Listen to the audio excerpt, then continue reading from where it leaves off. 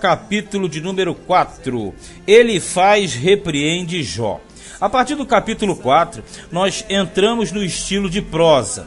É essa conversação que vai acontecer entre Jó e seus 3 amigos. E esse papo vai desenrolando, até que vão acabar as falas desses personagens, que no caso são 4, Jó mais 3, e vai entrar então a fala de Eliú.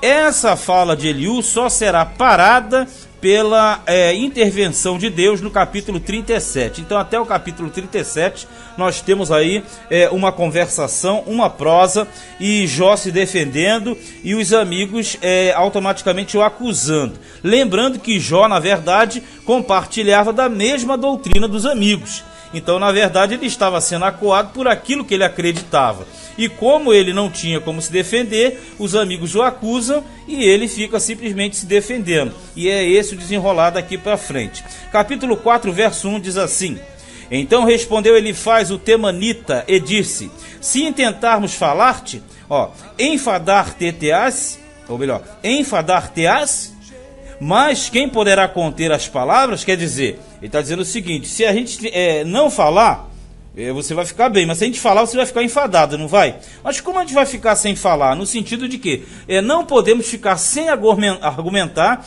diante do estado que você atravessa, porque o Jó, ele simplesmente estava podre, ele era uma ferida, uma chaga só, da planta do pé ao alto da cabeça. Aí no 3 diz: Eis que ensinaste a muitos e esforçaste as mãos fracas. Tipo assim, você trabalhou ajudando muita gente, Jó.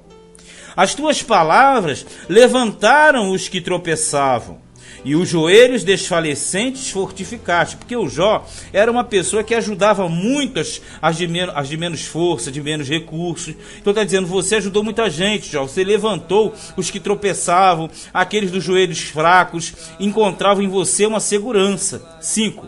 Mas agora a ti te vem e te enfadas, e tocando-te a ti, te perturbas. Tipo assim, você ajudava e agora já não pode ajudar. E tudo que a gente fizer com você vai causar em você perturbação. Mas na verdade o Elifaz, que é o mais velho, mais antigo, ele estava querendo acusar Jó. Como Jó tem peso de mercado, vamos colocar assim uma forma de colocação, e os outros sabem o peso de Jó, eles têm um certo medo, um recato de chegar de sola acusando. Porque pela doutrina dele, Jó teria que estar pecando gravemente para que tudo aquilo estivesse acontecendo contra ele. Coisa que não era real, porque nós sabemos que havia uma demanda entre Deus e Satanás. Versículo 6. Porventura não era o teu temor de Deus a tua confiança? Veja, já está acusando Jó de ter abandonado o temor de Deus. E a tua esperança, a sinceridade dos teus caminhos? Olha só. A acusação de Levi já está entrando. Ele está sendo acusado de quê? De ter abandonado o temor de Deus e de ter deixado de ser uma pessoa sincera. 7. Lembra-te agora, qual é o inocente que jamais pereceu? Tipo, se você perece, tu não é inocente. E onde foram os sinceros destruídos? Ou seja, se tu fosse sincero, não estaria sendo destruído. 8. Segundo eu tenho visto, os que lavram iniquidade, ou seja, os que praticam mal, e semeiam mal, cegam isso mesmo. Então, bem devagar, de uma forma bem sutil, ele está acusando Jó de abandono, de pecado, de erro. 9. Com o hálito de Deus perecem. Quem perecem? Os maus, né? E com o assopro da sua ira se consomem. Então ele diz que aquele que é assolado é porque o Todo-Poderoso tem uma grande ira contra ele. 10. O bramido do leão e a voz do leão feroz, e os dentes dos leõezinhos se quebrantam. Perece o leão velho, porque não há presa, e os filhos da leoa andam dispersos. Ele está querendo dizer o seguinte: até os animais, quando eles sofrem, é porque Deus está permitindo esse sofrimento. Mas os animais, eles conseguem bem ou mal a sua presa, a sua caça, e comem. Então ele está dizendo, Jó, se os animais conseguem ter o seu sustento, você não tem como reclamar. Você recebe daquilo que você praticou. 12. Uma palavra se me disse em segredo, e os meus ouvidos perceberam um sussurro dela. Olha o que esse cidadão aqui está sugerindo. Ele está dizendo que ele recebeu uma palavra em segredo, entre aspas aí, e quem está me ouvindo sabe porque eu estou falando entre aspas. Ele está dizendo que supostamente recebeu uma revelação que eu digo entre aspas. Então ele está dizendo que ele ouviu e percebeu um certo sussurro, uma voz que estava explicando para ele o que acontecia com Jó. Olha no 13. Entre pensamentos de visões da noite. Veja bem, visões da noite. Quando cai sobre os homens o sono profundo. Ele está querendo dizer que ele teve visões, revelações à noite enquanto dormia. 14. Sobreveio-me o espanto e o tremor, e todos os meus ossos se estremeceram. Está dizendo que ele teve uma grande visão, algo muito chocante, amedrontador, e algo que falava com ele. 15. Então um espírito passou por diante de mim. Veja bem, um espírito passou por ele.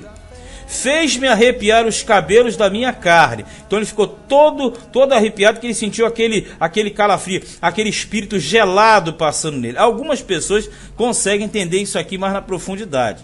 Aí diz assim: parou ele, mas não conhecia a sua feição. Então o espírito parou diante dele e não sabia quem era.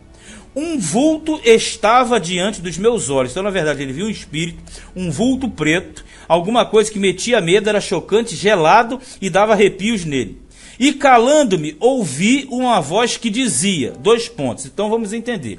Este primeiro elemento aqui, ele faz. A princípio ele é o mais velho, o mais antigo. Dos 3, sim. Não sabemos se diante de Jó ele era mais velho. Dá a entender que não. Tamanho é o seu respeito para com Jó. Respeito entre aspas, porque você já viu que ele está entrando pesado. Ele agora, para dar peso à palavra dele, ele está falando de uma suposta revelação, de novo eu digo entre aspas, e visões entre aspas também, de um espírito que viria da parte de Deus para esclarecer para ele. Olha no 17. Seria porventura o homem mais justo do que Deus? Isso é o que o espírito falou para ele. Seria porventura o varão mais puro do que o seu Criador? Então ele está querendo dizer o seguinte, que esse espírito está relatando para ele que o transgressor que sofre naquele momento, isso nós sabemos que é Jó, ele estava sofrendo que merecia. 18.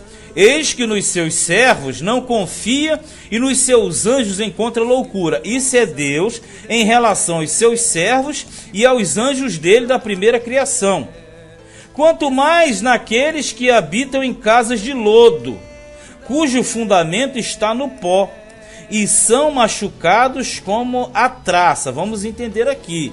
Ele simplesmente está dizendo que esse espírito que lhe apareceu e lhe deu uma revelação, uma visão e falou também, ele está dizendo que vem da parte de Deus, que Deus é acima de tudo e que quem é pecador recebe. E ele está dizendo que até os anjos são punidos por Deus, quanto mais aqueles que habitam em casas de lodo. O que é habitar em casa de lodo? Isso aqui eram os de pouco recurso na época, os muito pobres, paupérrimos, que na verdade não tinham casa e habitavam nas beiras dos rios, como atualmente também existe, né? Então, essa população aqui ribeirinha, que habitava no meio do lodo e vivia de catar aquilo ali, caranguejo, coisas que estavam no meio da lama, que era na verdade uma vida impura, indigna para um semita de posição e de colocação dentro daquele contexto, e eles habitavam dentro daqueles lugares. Então automaticamente eles tinham doenças, feridas e eram machucados como a traça, porque a traça come o pano. Então ele está querendo dizer que Jó, no estado que está, ele está sendo consumido por bichos, é como se a traça o tivesse comendo, ele está no meio do lodo. Moral da história, está querendo dizer o seguinte: Deus dá a punição àquele que merece, de forma que Jó sofre porque merece tal sofrimento. Versículo de número 20, ó. Desde de manhã até a tarde são despedaçados. Quem? Os que habitam no meio do lodo.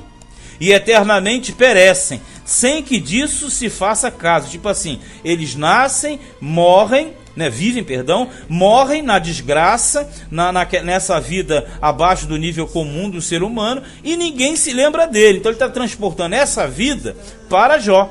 21. Porventura, não passa com eles a sua excelência?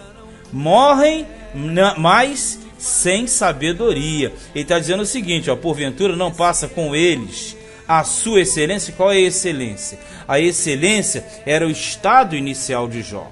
A voz do Elifaz, a palavra do Elifaz, ela é toda adornada. Quem já estudou comigo sabe o que é retórica. Então uma palavra ou palavras cheias de retórica, mas que na verdade querem dizer que Jó está tendo uma punição de acordo com aqueles que não têm nenhuma condição e morrem, na verdade, sem nunca experimentar a sabedoria. Moral da história, ele quer dizer que Jó abandonou o seu estado inicial, transgrediu gravemente e por isso o Todo-Poderoso, estando irado contra ele, lhe está dando uma punição de acordo com os de baixa estirpe, de baixa condição financeira. Lembrando que, pela doutrina que eles compartilhavam, que era da retribuição, cada um recebe de acordo com o que merece. Então só tinha esses fins aqueles que transgrediam diretamente contra o Senhor. Mas no capítulo 5 Elifaz continua falando. Nós fecharemos o 4, já faremos o 5. Este foi Livro de Jó, capítulo de número 4.